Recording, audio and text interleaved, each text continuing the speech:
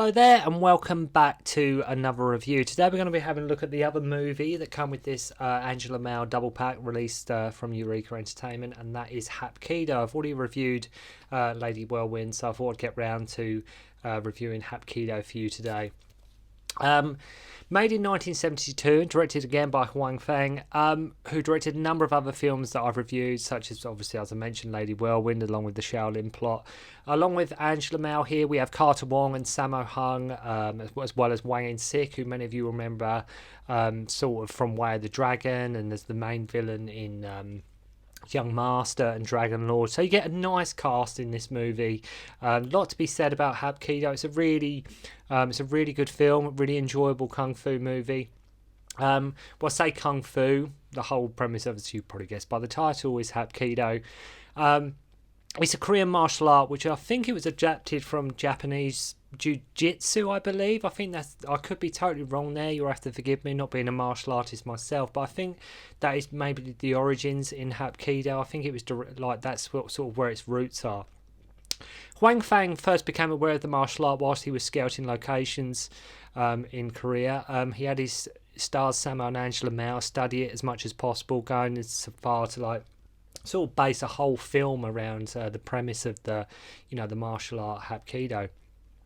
Something that can only be seen as a very generous. I mean, this was for a Chinese martial arts and kung fu film director taking a Korean martial art and making that the premise and the main idea for his movie. At the time of making this was Sammo's most significant, I would say probably his significant role up to date, up to that point. I think this was sort of his up to this point in Sammo's career, this was very much sort of the biggest time he's really got to shine as sort of an actor and sort of performer and various aspects in front of the camera. I think as well it was even Wong's first film. I could be wrong, but I think it was definitely one of Wong's first, who many of you will probably remember from Big Trouble in Little China. Sammo was working more behind the camera, but I think it was Feng who persuaded him to actually do more in front of the camera, actually get involved with actually being in the movie. And that was the great thing about Hwang. He was very good at spotting people's potential and obviously no further than Sammo Hung himself. The film was made the same year as Lady Whirlwind, and it is amazing to see how rapidly Sammo was maturing and growing, especially as an action director. Every film that you saw at this point, as it sort of every subsequent film, everything got a bit more tighter. The choreography was a little bit better. It's a little bit more fluid. And if you look at the choreography in this to sort of say Lady Whirlwind, in many ways they're sort of worlds apart. Bit tighter, sort of more better rehearsed. Editing is better. So Sammo really growing here and as the action director. In many ways, the two films, as mentioned, they're very different, Lady Whirlwind and this film. And even though they were made quite very close to each other, Hapkido in many ways is the superior of the two. I say everything about it. It's just tighter in regards to the fight scenes. Look closely in this film and you will see Jackie Chan, Yuen Bu, Lam Ching Ying, all with very minor sort of background roles. We had real life Hapkido expert, I want to say Ji Han Jae, and Wang In-shik, which I believe it was the film that caused him to get the role in Way of the Dragon the following year. And it's always strange when you watch these early Golden Harvest films. It's a very different logo, like I mentioned with my Lady Whirlwind review. It's very weird when you don't see that infamous sort of the great big bright yellow blocks that appear to sort of form the G, and then it pans back. Different logo here from Golden Harvest, obviously very much in their infancy, just beginning sort of to get a bit more momentum going with some of their productions. Film opens with this Japanese guy sort of harassing Sammo, Carter and Nora Meow. Sorry, not Nora Meow, Angela Meow, Nora Meow. Getting confused because the thing is with this film, there's a lot of Bruce Lee sort of it's almost like a transitional phase, this movie, but going back to what I was saying, I will get to the point I'm trying to make about the whole Bruce Lee thing, it starts with this Japanese guy harassing Sammo, Carter and Angela Meow, who are just sitting down and having a picnic. Yeah, the Japanese are the villains in this movie, much like if you look at something like I mentioned, Fist of Fury, that was made the same year. We learn right away that Sammo's character is sort of like the hothead. He's always ready for a fight. He's always the one who's going to lose his temper, and they really do make a point of that very early on in the film. And of course, like, a fight breaks out, and I love the whole idea that Feng doesn't like, even with Lady Whirlwind, but he does that whole James Bond motif, having like a scene or action scene before the actual movie credits roll, which the film does have some very funky music, I will add. So Sammo, Angela, and Carter are all at like the Hapkido practitioners. That's all their martial arts, because they're studying in Korea, which is occupied by the Japanese. So as they beat up this Japanese guy, the teacher promotes them, as he feels they can't stay after they get harassed by this Japanese guy at the start, because they sort of deal with him. Their master sort of promotes them so they can sort of set up their own school and sort of go back, so they can sort of spread the teaching. Because he feels they can't stay here. They open their own school with these opening scenes. It really does show off the art that is Hapkido so well. Wang In-shik getting to show off his stuff here. And I'm pretty sure in the background you can see Wilson Tong, and I think Feng Hakon is in there as well. It is literally a who's who of people that went on to become sort of famous. There's a lot of people that are in Hapkido. Literally blink and you miss it sort of roles, but usually in the background of any one given scene, there'll be somebody there who you like recall from a previous kung fu movie or a kung fu movie you've seen. We learn that it's based on the locks and breaks of Tai Chi as well. Again, you have to forgive me if my knowledge is not up to par on sort of Hapkido and how it works. So Angela Mao in this movie has a very, mentioning, like, if you recall what I mentioned in Lady Whirlwind, she has that determined look on her face, that very sort of serious, and she has the same look in Enter the Dragon as well. But here, Angela Mao is very sort of, she has a kind of face in this film. Her eyes especially really come through on camera in this movie, but she does have a sort of, she's not as intense as usual in this movie. She's a lot more relaxed in the movie. Not saying taking any away from her acting abilities or anything like that, but her character is a lot more not sort of hardcore driven as what you'd see in, say, like Lady Whirlwind, for example. So the teacher gives them this letter and tells them to only open it when things are tough and this like discipline rod of their school. And what I love about the opening of the movie is that they don't rush it and they really draw you into what's going on. So once they return to China to set up their school, their first order of business is to pay their respects to other schools. You know, that's sort of standard. If you're opening up another sort of kung fu school or any school, sort of pay your respects to the other schools and the other masters and the other practitioners, to, you know, sort of, you know, you're another business in town and paying your respects and that kind of thing. Our character's trying to do the right thing, but if there's anything to be learned from kung fu movies or films of this era, this rarely pays off. When you're trying to do the right thing, there's always going to be somebody or some group of people who's going to make your life a hell of a lot more awkward than it needs to be. And in this film, the antagonist, the villains, are no exception. They really do make a point that mention that Sammo is the hothead, which I love. They also warn about the Japanese, yet told to pay them respects anyway. If you've seen a lot of, or this is what I'm going to mention about the Bruce Lee movies, you will recognise a lot of people here. Where I mentioned like Nora Miao instead of Angela Mao. There's a lot of people, not that Nora Miao's even in this movie, but there's a lot of people who you will recognise. If you've seen any of the Bruce Lees, you will recognise them in this movie. There's a lot of people, and that's what I'm talking about, that transitional phase. It's almost like, obviously these were jobbing actors at the time, so Bruce Lee was still working at this point. He was making Fist of Fury the same year, but these were very much actors of the time. That a lot of them went on to go and star in more widely known sort of kung fu movies in the late 70s, like the Yuen Woo Ping vehicles, the Sammo Hung vehicles. But the whole film, if you watch it, if you're very familiar with any of the Bruce Lees, it is like a who's who of who's in a Bruce Lee movie.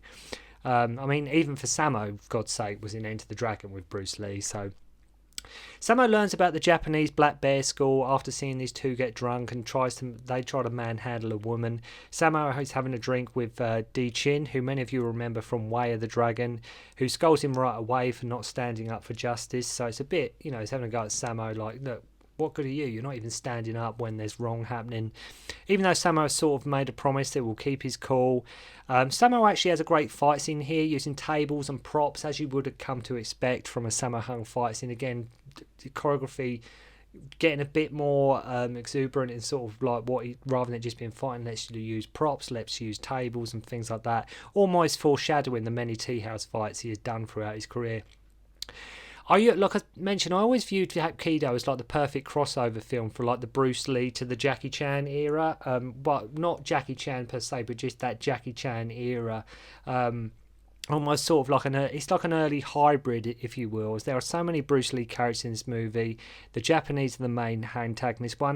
You can't help but think of Bruce Lee, Fist of Fury, that kind of thing that's going on here. So the people who Sammo beats up, their master is Japanese, who has a beef with them. And funny how these things work out, isn't it? You know, Sammo stands up for some people. Turns out their master's Japanese. He's not a very nice guy, and it's just so funny how such a small world it is sometimes, and these things just always escalate out of control. And I love when they come to cause trouble, and the guys, at one point, they come to cause trouble in their school, and the guy's like, "My hair hurts." And Sammo's like, "Well, I'll treat you," and he just rips the guy's hair off. Like, he just rips the guy's hair out of his head, which always did make me laugh. Carter accepts their challenge.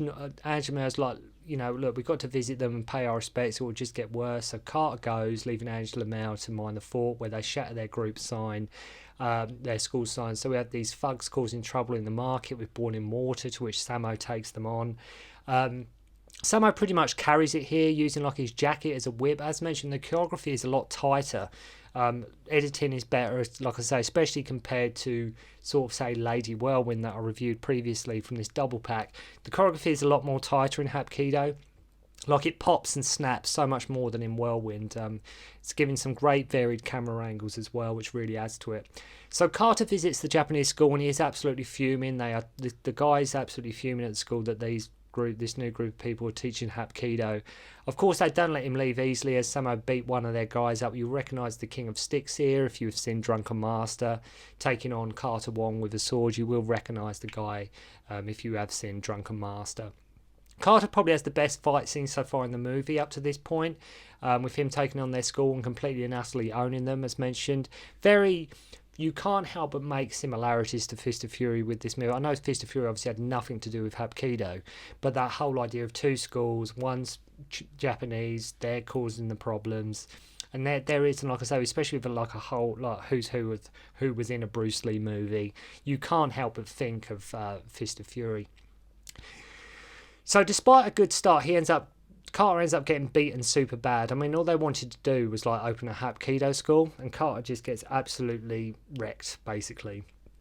Carter, in his beaten state, wants the letter open from his master, and what I love about this movie too is that all three really do share the billing. All of them really get their moment to shine and show off, and above all carry the film between Sammo, Carter and Angela Mao. All three, there's not really a lead per se. One could argue yes, it is a Angela Mao vehicle, but between Sammo, Carter and her, all three of them very much do share what would be called the leading part. So they agree Sammo must hide, and Angela Mao takes over the classes. What I also love about this movie is a film where one martial art is the main focus, much like Wing Chun is in, say, like Warriors 2 and Prodigal Son. This is sort of what is going on here. Hapkido is very much front and centre here. So Angela Mao has an amazing fight scene where she uses like the discipline rod, and watch out for her doing like a 3 or 4 maybe perfect spin kicks in a row. Proving what a talent Angela Mao is. She does, and it's shot from behind, but she does like these spin kicks. She does about 3 to 4, 5 of them in a row, perfectly executed, absolutely perfectly. So after seeing her, the Japanese are like, right, that's good. It will now. They see this, and then suddenly they change. It's like, actually, Hapkido's quite cool. We'll start teaching it. We'll add it to our curriculum. So they sort of think, right, it'll be part of our teaching now. So the villains bust in and find Sammo. Nice set piece here again, sort of foreshadowing the warehouse or factory fights that we would later see in a lot of the modern Hong Kong 80s actioners from Sammo and Jackie. It usually was in a warehouse or a factory of some description, and this film sort of, you do get a sort of early version of that, so to speak. Again, Sammo really does get to show off his stuff here and enjoy some great screen time.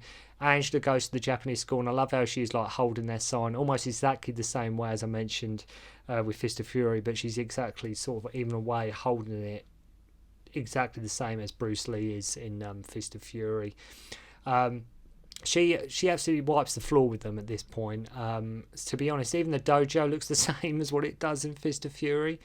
The whole scene really does show off Nora's kicks as well. I know I mentioned Yuen Bu in regards to kicking, but Angela Mao.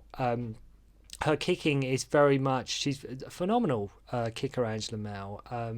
Really does, as I say, especially her spin kicks and roundhouses, really, really fantastic stuff here.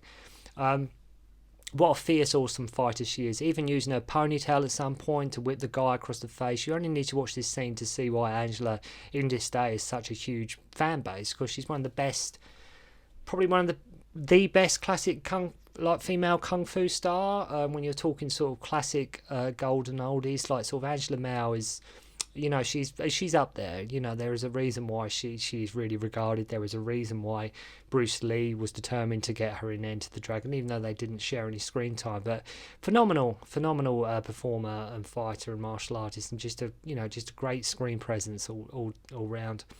So I love when she returns to Carter, and she returns to Carter, who's, bearing in mind, like I say, he's got beaten, and she's like, I trashed their school. Like, she didn't say I went to pay them. She goes, I trashed their school, and it's like, hell yeah, you did. You know, like, you went in there, you trashed the hell out of it. So Angela and Carter go into hiding, and for the last third of the movie, Carter really does take a back seat as Angela takes front and centre at this point. Even some of the Bruce Lee fight angles are used here, with like the kick into the camera. If you remember some of them angles that were used in a lot of the Bruce Lee vehicles, where Bruce is kicking, and it's like he's kicking right at you, like right into the face. He's obviously kicking a pad that's below the camera, but here there's that same sort of camera angles a few times used throughout. So near the end, Wang In-shik turns up wearing a very Superfly pimpish sort of straw hat, which really looks cool. There is just something about Huang Feng's films, though, for some reason. Even though his filmography is not that large, you can't underestimate the guy, because there was something about his films. Like I say, if you take in this, Lady Whirlwind, Shaolin Plot, loads of films, but if you look at his films, they're just, for some reason, there's something very overall just amazingly entertaining about them. Whether it's the presence of Sammo Hung or, you know, Angela Mao, I'm not sure, but there was really, they never once feel like they're just another kung fu movie. I can't stress that enough. They always do feel like they are offering something different. They always do feel this is a bit different to what we're used to. That, you know, it's not just going through the motions, going through, you know, step by step of, you know, how to make a kung fu movie A to Z. I really hope we get to see more of his movies released in the UK, or just, you know, released on Blu-ray in general for the special treatment. Like I say, we've had Shaolin Plot, Whirlwind, so let's have some more. I mean, at the end, when Wang gets to show his stuff at the end with his kicks, etc., you can see why Bruce Lee hired him, and Jackie worked with him twice. Just amazing stuff. Great fight at the end with Angela even strangling a guy with her feet. I love how Wang is there to look good and show off, basically. That's all Wang In-shik is doing at the end of this movie. He's just basically just showing off his thing. Angela gets the finishing blow on the Japanese boss. Really awesome kung fu movie. As I say, it's not really an awful lot more to say about it than that. Sorry, I've got her name wrong sometimes with Nora Mao. It's just the surname Mao, Nora Mao being in couple of the Bruce Lees and some of the early Jackie Chans. But Angela Mao, just fantastic in this, which I think this film still holds up to this day, mainly due to the great casting, frenetic fight scenes, and above all, don't underestimate Huang Feng's direction. So a really great classic, very young Sammo, just a great kung fu movie, martial arts movie, and like I said, I think it was Carter's first film. I could be completely wrong. So if you haven't picked up this double pack, please do, because you're getting two really great, amazing Angela Mao movies that are 100% definitely worth checking out. So thank you very much indeed for watching. I hope you enjoyed the review, and I'll see you soon. Don't concentrate on the finger, or you will miss all that heavenly glory.